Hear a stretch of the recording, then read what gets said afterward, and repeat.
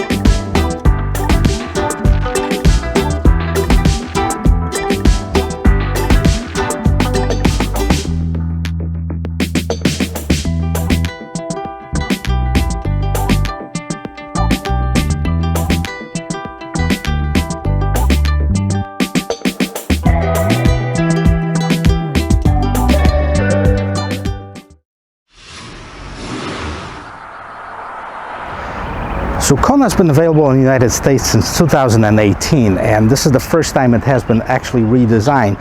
So 4 years in the making. Now, when it was first introduced, it was the smallest crossover SUV in the Hyundai lineup. Since 2019, Hyundai Venue takes that spot. Now, there's been some major changes in the redesign. However, Hyundai kept all the characteristics of the Kona. It has been very popular vehicle, so it still has those narrow LED running lights. The real lights are right here along with the turn signals. Now, what's changed, it's this part right here is completely redesigned. If you've seen the previous one, you've seen a lot of this matte black cladding. Now it's more polished, more smooth, more aerodynamic, if you will. Also, this part is different. That front of the hood, if you will, and here it's got those fake intakes. This is the N-Line, so we'll have this piece of trim which is actually not functional. The only functional piece right here is on the side, which allows air to go into the wheel well. Now in the SE and the SEL will not have this trim. That's going to be more polished design in here. N-Line right here, this is for this particular model. Lots of open space for the air to get into the engine, and then open space at the bottom here. A little bit of a lip spoiler at the bottom in here. Let's find out what powers up this 2022 Kona. Right guys, so currently two engines are offered on the 2022 Kona. The first one is a 2.0 liter engine, 147 horsepower. And then this, which is 1.6 liter turbocharged engine, 195 horsepower, 195 pound-feet of torque. It's made it to a 7-speed automatic transmission. So this one is a little bit more peppy than the base 2.0 liter engine. Now, there's also a Kona N, not to be confused with the N-Line here that we have, that's coming out fall of 2021. That's going to be exciting. We'll talk about it different time. But guys, I gotta tell you, I like the design of it. I've always liked the Kona since it first came out, and it looked kind of unusual for the segment. Now, most of the SUVs look identical or almost identical. The only thing you can really make a difference is by looking at the badge and see who makes it. Now, this one's always been different. It's kind of an SUV, if you will. And this particular model, it's sporty. Most of the Konas, like on the lower trims, they still have this black matte cladding in here. With the N-Line, they actually made it the same color as the rest of the vehicle. Now, you see the N-Line logo right here. This one has the 18-inch wheels, pretty nicely designed, LED turn signals built into the mirrors, and then everything else is pretty nice and smooth and polished. It also does have that keyless entry system. As you can see, all I had to do is touch it to lock it and unlock it. As far as the doors in here, and then let's move to the back. There's some changes in there as well. Okay, so as far as the back, that's probably where you see the least changes, at least to me. I can't really tell apart the 2021 2022. Still the same lights, What's really surprised me a little bit, that those are just the regular incandescent lights. When the time and age where all of the manufacturers switching to the LED displays and the LED lights, this one still has the incandescent one. Still pretty cool looking, still very visible, so I'm not going to ding it for that. I think that should be an improvement though when they redesign the vehicle. So you have your regular lights, then you have your turn signals, backup lights, a little bit of the reflector, and this one is very exclusive to the N line. So this one is the sporty kind of the air diffuser trim piece right at the bottom here. Big Hyundai logo LED brake light, and let's check out how much room there is inside of it, because that's important when looking for a small crossover. All right, so first of all, we have some floor mats in here, but what I want to show you, I mean, there's not a ton of room. There's enough for a good size groceries maybe. And let's see what's underneath here. Now over here you have a little bit of storage compartments. You can place something that's flat that you don't want people to see, and underneath here you have your spare tire. Now this is a temporary spare tire, but you know, there's some nooks in here that you can put some more stuff in here if you'd like to.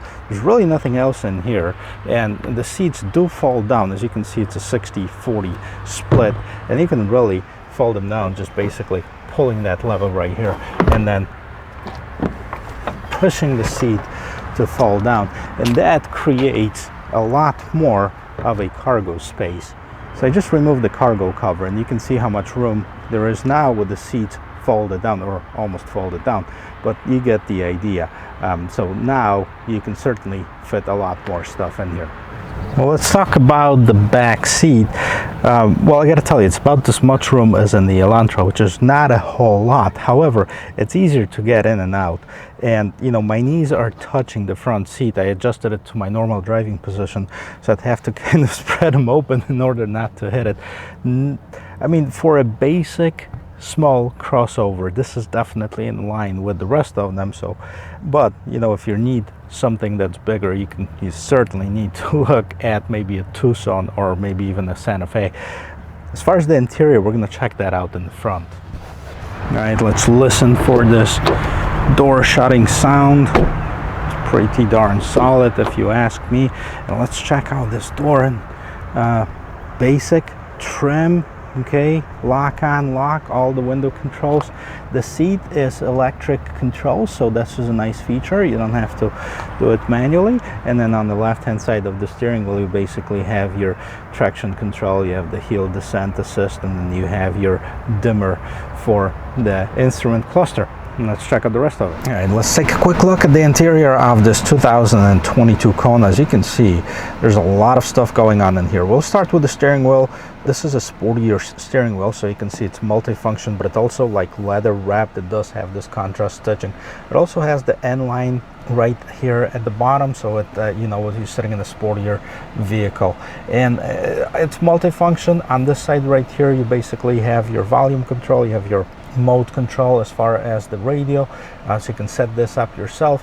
This one is for a cruise control as well as what's going on in the instrument cluster. Instrument cluster, this is a 10.25 inch instrument cluster. We have a message that says turn fuse switch on. I'm going to ignore that for now, and let's go to see what else is here. The left hand side speedometer, right hand side tachometer. In the middle right here you have several different options. You have a lane keep assist, you have a drive info, you have a settings, driver setting, cluster lights, door, and then you have an information that says drive to display as far as the tire pressure. Now at the bottom you have a temperature, as well you have your miles per gallon. So now it also tells you that you're in a smart mode, and there's several different modes. This is pretty cool, so check this out. So you can have a normal, sport, check it out, and smart. Smart is the best combination of performance and fuel economy. Normal is normal, and sport is a little bit sportier. So we're going to check it out, how it drives in the sport mode. And let's move on to this 8-inch cluster right here. This is your infotainment system. Pretty basic, but it has pretty much all the basic functions that you really need. I mean, you have your radio, obviously. Now this one is your home button, so basically you have your radio, you have to start connecting Android Auto, press this widget. Now I do have my phone paired up, and this is actually a wireless Android Auto, which is pretty cool. It's going to connect hopefully pretty soon, but we'll go back to the home screen, I can't really do that until that connects. Okay, so we'll go back to the main menu. So you have phone, Blue Link, radio, media, voice memo, quiet mode, that one that turns off the rear speakers, keeps the front speakers at a certain volume, valet mode, setup, user's manual. So you have a few features in here. So setup, device connections, this is where I connected my phone in here. You have your Blue Link, you have your display, you have your custom buttons that you can customize it, climate control, etc, etc. Go back to the home screen, and at the bottom here you have all menus, phone, media, and setup. And then you have your shortcut buttons, radio, media, seek, track, favorite button, that's the button that you can set up, and the setup button. You have a climate control, which is right at the bottom here, pretty simple, temperature on one side, fan on the other side. And then at the bottom you have some shortcut button in here for that. Wireless charging, okay, and then you have the USB ports and the regular power outlet. Now you have the N-line gear shifter, and this is a regular gear shifter. And then this is your drive mode selector. You can also have heated seats on this particular one, and then you can turn off this auto engine on or off button. Cup holders, 2 cup holders in here, a little bit of storage, and then you have this traditional parking brake, which most of the manufacturers are going away with it. This is how the interior looks like. Let's take a quick look. It's pretty cool, but it's very simple at the same time. There's nothing crazy about it, but I think it's very functional for what it is. What I gotta tell you, that there's tons of room in here, and I can't wait to take it for a spin. So, well guys, before we take it for a spin, let's just touch on the different trim levels and the pricing available on the 2022 Kona. So it starts off with the SE, which starts at $20,950, SEL $22,750, N-Line, which is the one we're sitting in right now, $25,500, and Limited $28,250. That's always plus the destination charge, which is in Hyundai 1185, plus any different options that the factory added and maybe the dealership added on top of it. So the one that we're sitting in right now, MSRP from the factory is $27,050, and I will list a couple of the accessories that are installed on this vehicle in the description below. So let's check out the rear view camera first. So the rear view camera, it does have a sticker on it. Let me take care of that really quick. All right, back in business. Okay, rear view camera, see, I took off that sticker which was on the camera, comes new from the factory. So now it's a lot clearer. Okay, it's a very, very simple camera. Okay, there's nothing crazy about it. I wish it was a little bit more better resolution on the screen. It does have the trajectory lines, but no 360, nothing too crazy, but it is there. So let's quickly take a look and see how it turns, how many parking spaces it's going to take to turn this vehicle fully around. So we have my archaic way of checking this out, and we're in the spot number 1, 2, 3, and 4. So 4 spots really to make this vehicle do a full circle. So nothing really crazy. Now you gotta understand, I mean, most of them are gonna be like 4, 4.5, you know, very similar as far as the turning radius. There's only so much that can be done with the turning radius if you have a certain length of the vehicle. Now the only way to do it is to have an all-wheel steering, which a lot of the larger, more luxurious cars like the new S-Class that's coming out is going to have. But for the vehicle of this type, this is not going to happen. So we're going to take this for a quick spin and get it out on the road, see the acceleration, see the turning, and see the braking, and we're going to take it back to the dealership. I'll give you my thoughts on it. Right off the bat, I gotta tell you that it does sound pretty peppy. It feels pretty peppy as far as pressing that accelerator. That 195 horsepower for a small crossover like this certainly makes a big difference. I'm not sure what that 147 horsepower is on the basic one, but I gotta tell you that 280 horsepower that's coming on the N model, that's gonna be crazy. So let's check this out really quick. Okay, I'm gonna park it. Okay, and granted, it's not a sport vehicle. Well, let's hit it and let's see how it accelerates. Okay, so it does have quite a bit of that torque, and you could probably hear the wheels slipping, but certainly got to speed pretty nicely. We're not gonna go crazy in here, but it did get to about 50 miles per hour pretty quickly. It is easy to maneuver. It does have a great visibility, even though it wouldn't seem like that from the front, with the roofline being sloped a little bit. You sit up higher, so that's certainly an advantage for those of you who are trying to switch from the regular sedan to a sport utility. That could be like in the between model, because it gives you that better visibility. You sit up higher, you feel a little bit safer in here. Right, so the one thing, I don't know if you could hear it, it's really hard too, but there's a little bit of an excessive kind of a road noise, and I don't know if it was from the tires or, you know, from the road itself, but not too crazy. It wouldn't interrupt with your regular driving. And if you don't like it, turn the radio on. Okay, the radio's got a decent system. I mean, it doesn't have any branded stereo, it doesn't have any superpowers or anything like this, but it's a pretty decent sized radio.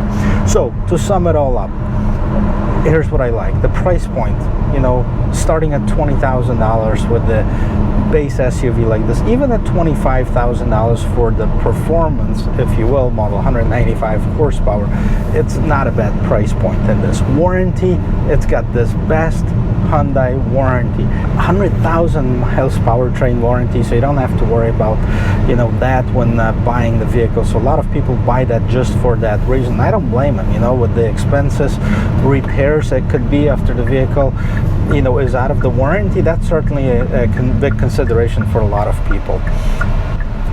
The acceleration is pretty darn good. I'm not sure, I can't say for the 147 horsepower, that is 50 horsepower difference, so it might be a little bit sluggish on the base model, but go to the dealership, check it out yourself. I might even do another review on the basic model. I'm certainly waiting for the N model to come out to get behind the wheel of the 280 horsepower and see what that puppy can do. And this will conclude this video, guys. If you like watching videos like this, I certainly appreciate if you hit subscribe, if you smash that like button, and I will see you in my next video. Cheers.